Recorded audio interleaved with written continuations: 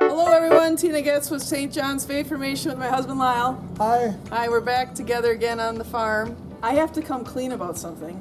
So I don't know if you picked up on it, but last video I said we have a family farm. I think that's the first time I've ever said we had a family farm. Did you notice that? Well, we're all part of the farm. Right, part of the promise of being married, right, is what's yours is mine, what's mine is mine. But, but really, I don't partake in the fun of the farm. I'm not doing any of the milking or any of the hard work. So You could. I could. You can handle it. Yeah. So after we got done taping last time, you filled me with some fascinating knowledge about the cow, and I couldn't believe we didn't get this on tape. So I thought I'd bring you back again, and maybe you could share some knowledge about the cow that you thought of last time. Okay. Last video was about coronavirus, and there was another major epidemic that this world's seen with smallpox, and it's another thing that the cow did for us is help protect us against smallpox. Wow. The cow produced us with our very first vaccine. So, and that's what the vaccine is named for, because the root word of vaccine is vaca. And vaca is Latin for cow. So really, we don't give vaccine, we give cowcine. We don't vaccinate, we cownate. And back in the 1700s, they realized that the people milking the cows were not getting smallpox because they had been exposed to cowpox. So they took the fluid from the blister at the end of a cow's teat, cowpox, and now we have our very first vaccine. And that, thanks to the cow, Well, thanks to the cow. we helped rid this world of smallpox. That was the beginning of the end of smallpox. Wow, that's exciting. And actually, the very first fences that the farmers built were meant to keep the wild cows out. Wow. But the cow does what she likes to do, and that's open the gate, and she let herself in. And she made a covenant with us that if we take care of her, she'll take care of us. And that started animal agriculture about 5,000 years ago in Mesopotamia. So with that, that's my segue. Gate, fences. The gospel readings this weekend is about the Good Shepherd. And isn't this amazing that 2 weekends ago we had a reading about Thomas. Jesus came back to that upper room just for Thomas, because Thomas, remember, he told the apostles, I'm not going to believe that Jesus rose from the dead unless I put my finger in his wounds. And Jesus came specifically for him, and he said to him, and he says to us, peace be with you. And fast forward to last weekend, and the gospel is about two apostles are leaving Emmaus. You had to have been asking yourself, they just said that the women found the tomb empty and the apostles confirmed that, but they're leaving. So there must be something there that they're like, I give up, I'm just going to go home. And what does Jesus do? He goes and he finds them. And now to this weekend, he's saying, I'm the good shepherd. And we have to stop building those fences to keep Christ out of our lives, and we have to let him in.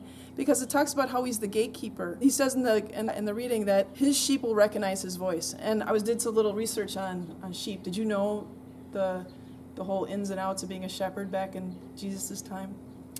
Fill me in. Okay, fill you in. So what the shepherds used to do is they would take the sheep out to find watering holes. And then at night, they would have to find shelter. And so usually be in the back of a house or a cave, depending on how many sheep they had. Well, a lot of times, multiple shepherds would use the same shelter. So you have a lot of sheep who belong to different shepherds in the same spot. So that's why Jesus says, and the sheep will recognize my voice, because the sheep that the shepherd has come accustomed to, they're recognizing his voice. So when he calls them out, only his sheep will follow him. And so that's so beautiful, in that he's saying, listen to my voice, come accustomed to me. He promises us, I came so that they may have life and have it abundantly. And this is so amazing too. So he says, whoever enters through me will be saved and will come in and go out and find pasture. So I looked up the meaning of the root word of pasture. It means to graze, and graze means to feed. So this is amazing too, because he wants us to feed on him. He wants us to find life through him. And the only way we can do that is by spending time with him, encountering him in his word. Also, what's so amazing is that it's also referring to the Eucharist, right? Jesus is telling his apostles, for my flesh is true food, my blood is true drink. Whoever eats my flesh and drinks my blood, this is the bread that came down from heaven. Whoever eats this bread will live forever. So the question to ponder is, who's your shepherd? Is your shepherd anxiety and fear, or is it Jesus? Because this is what he's coming to us now, and he's saying, let me be your shepherd. So one more point I wanted to share is that there's something called a surrender novena that I wanted to share with you this weekend. And it's a beautiful prayer that was brought to us by a man by the name of Don Delindo. And he's actually a servant to God, so he hasn't reached the status of saint yet. But he was a very holy man. In fact, he was the spiritual director for St. Padre Pio, and he had the gift of prophecy, but also Jesus talked to him, and Jesus gave him this surrender novena. So I'll give you a link on the bottom of this page to this novena, but I just want to share some beautiful things that Jesus says in this novena. And it says to us, repose in me, believing in my goodness, and I promise you by my love that if you say you take care of it, I will take care of it. I will carry you in my arms, and I will let you find yourself like children who have fallen asleep in their mother's arms. What troubles you and hurts you immensely are your reason and your thoughts and worry and your desire at all costs to deal with what afflicts you. And we end by saying 10 times, oh Jesus, I surrender myself to you. Take care of everything. And one of the beautiful things is some people think that a lot of times Catholics, they just repeat over and over their words, and Jesus tells us we shouldn't be mumbling to God. We're not saying it over and over again so Jesus hears us. We're saying it so we actually convince ourselves. By repeating it is letting go, and isn't it hard to let go? It is. So thanks. No problem. Thanks for being on location with me. I'm always here. You're always here.